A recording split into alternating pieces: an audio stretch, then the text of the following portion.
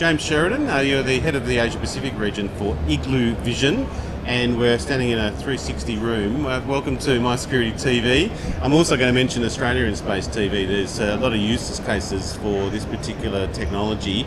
Maybe introduce us to Igloo and what you've got on display. Sure, we're at Igloo Vision. We build immersive spaces. Here at Integrate, we've partnered with Fuji to build this space where we're projecting on the floor, the roof, and all around us. So it's very, very immersive. Yeah. And a lot of what we do is enable people to kind of be transported to digital twins, to places that may not be built yet, and even built environments like this where essentially you've got all that spatial data already and you want a really natural way to kind of interrogate the data to experience it. Right, and I take it this can be scaled, right? So we're in probably a 3.5-4 metre room, but you can scale this to whatever you need? Yeah, this is 4x4 metre room, but we've done 10x10 metre rooms. And so, we do a lot of kind of permanent type setups where it's a lecture theatre or a visualization space for a consultant, but also a lot of temporary stuff where it might be setting up for, I don't know, a trade show or an event or a construction project. Okay, so how's it work? We've got a couple of sensors on the wall. Is there any sort of changes needed on the actual vision itself in terms of computing power or the projector? Yeah, a lot of what we've done is the software stack that drives it. So part of what Igloo does is the Igloo Core Engine.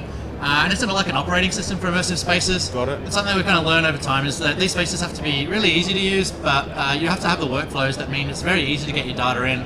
And so we've enabled a heap of existing BIM, CAD, security tools so that you can kind of take your data and then just experience it in the space. Wonderful. And a lot of what that works is having really good optics in the lenses. So here you can see these ones on the wall are doing the floor and the ceiling, because essentially you want the projector to be hidden away so that when you're in the space, it feels as natural and realistic as possible. I suppose some of the applications, how new is this?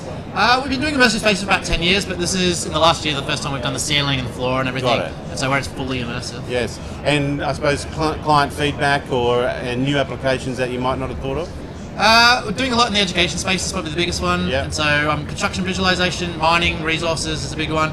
And I think the newest stuff is things like security, where there's a lot of stuff, at least in that construction world, where we had a lot of digital twin data already. But now in something like security, you have body cams where there's front and rear 360 cameras, and people are capturing that content in that format already. I take it another one would be real estate and that kind of thing? Yeah, massive amount of off-the-plan selling.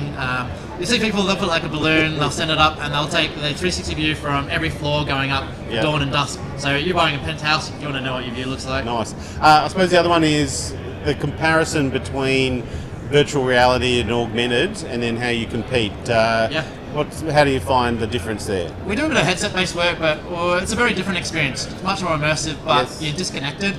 And what we find is that in our headset visualizations, people will put it on for a brief period of time, take it off because they're isolated. In a shared space like this, you've got body language, you've got eye contact, you've got shared gestures. And the other thing that, at least in the training space, is things like props. You might have a gas sniffer or a medical dummy. And so when you're doing that sort of work, you want to use the actual tools that you're actually using on site. You don't want to kind of virtualize that to a headset. I think, look, another idea I would have had, you just mentioned the dummies or first aid training, but also crisis and emergency exercise training as well, where you're responding on the floor here, but there is things happening around you, distractions and stress testing in a way. We do a lot of incident commander training in the fire and emergency space. Right. And they don't have to interact with the team. They walk in here and they're on their walkie-talkie, and it might be a mass casualty event, and you can't recreate that in real life. So they're using game engine technology to do that, and they can simulate fires, explosions, and really put people under pressure. We even did one with smoke, and it would pump in the smell of smoke when there was a fire. And it worked great, but then the smell of smoke kept leaking out to the neighbouring offices, and a few false positives on the fire alarm. So very good. Look, definitely a lot of training applications, but it is, given the amount of environments that you've had up on the screen, very, very impressive. James Sheridan, the head with Asia Pacific for Igloo Vision. Thanks for joining us on MySecurityTV, and enjoy the rest of Security Exhibition and Conference here in Sydney. Cool, thanks for having us.